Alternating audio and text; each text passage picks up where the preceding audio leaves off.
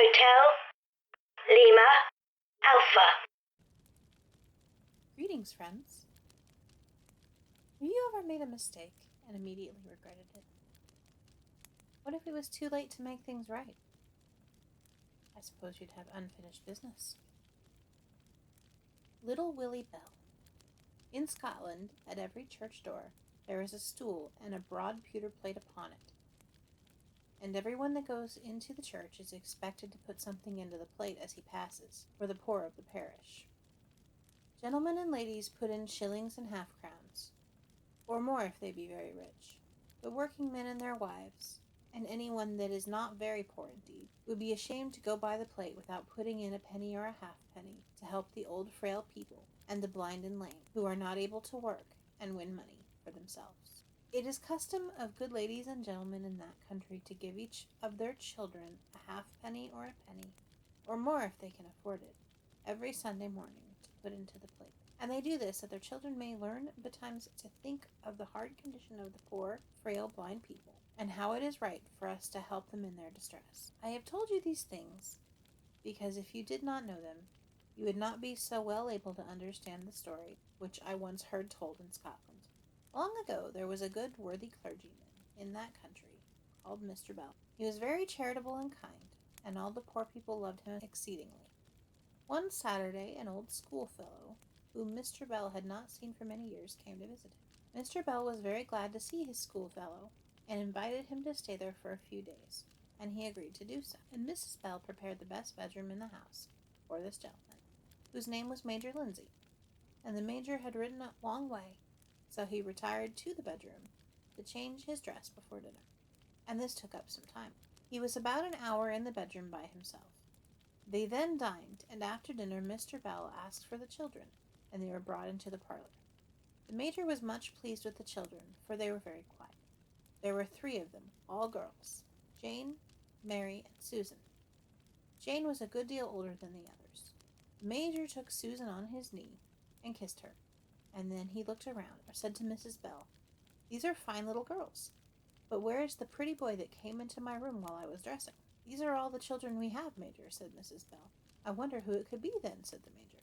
"I was sitting by my bedside when I saw a little thin white hand put through the round hole that is in the door, and lifted the latch gently, and a very pretty little boy, with long brown curled hair, but rather pale and sickly in appearance, came in. He did not look at me, but walked across the room very softly, as if he feared to disturb me, and he went to the room beyond mine, and I saw no more of him." The lady, when she heard this, put her handkerchief to her face, and went out of the room with her children. The Major was sorry to see Mrs. Bell discomposed, but could not understand the reason of it, until Mr. Bell told him.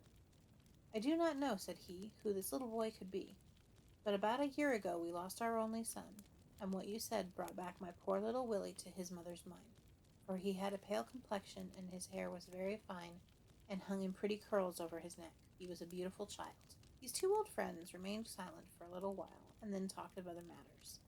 The Major told Mr. Bell about the wars in America, where he had been for many years with his regiment, and Mr. Bell told the Major what had happened to others of their schoolfellows, while he was so far away from Scotland.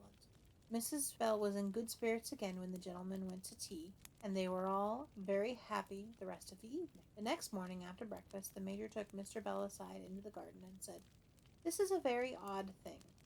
This morning I woke very early, and presently the same little thin white hand appeared opening the latch of the door. The pale boy with the long curled hair came in just as before, and walked through the room into the closet. I was surprised, and got up and entered the closet after him. He was on his knees, scratching as if he wanted to lift one of the boards off the floor. I went close to him, and was just going to touch his shoulder, when suddenly, I can't tell you how, he contrived to disappear, and I found myself alone in the closet. After a little, I began to examine the board that he had been scratching. I found it loose and lifted it, and here is a 6pence I saw lying on the ground below it." Mr. Bell looked very grave when he heard this. He took the 6pence from the Major, and seemed to be vexed with the story. While he was thinking of how it could be, the children came running out of the house, and Mr. Bell called to them, shewing them the 6pence, said, "Come, my dears, Can any of you tell me anything of this? Here is a sixpence which the Major has found under a loose board on the floor of the little closet beyond his bedroom." Mary and little Susan shook their heads and said nothing, but Jane, the eldest, blushed, and her papa saw that she knew something that she did not like to tell. "Come, Jane," he said, "speak the truth, and I shall forgive you, whatever you have done." "Indeed, papa," said Jane, "it was not I that put the sixpence there." "Then who put it there?" said Mr. Bell. And then the tears came running over Jane's cheeks, and she said, "Oh, papa, I think it was poor Willie. The Sunday before he died, you gave him a sixpence to put in the plate, and he had a halfpenny of his own, and he put the halfpenny in the plate and kept the sixpence. But Willie did not tell me where he hid it." Mr. Bell shook his head, and the Major saw the tears that were standing in his eyes. He said nothing for some time, but at last the church bell began to ring, and then he gave the sixpence to Jane and bade her to put it in the plate the same morning. Major Lindsay stayed some days at Mr. Bell's, but neither he nor anybody else ever saw anything more of the little pale boy. That's it for tonight, but I'll be back tomorrow with another tale. In the meantime, help little ghosts where you can. Until then, good night, whatever you are.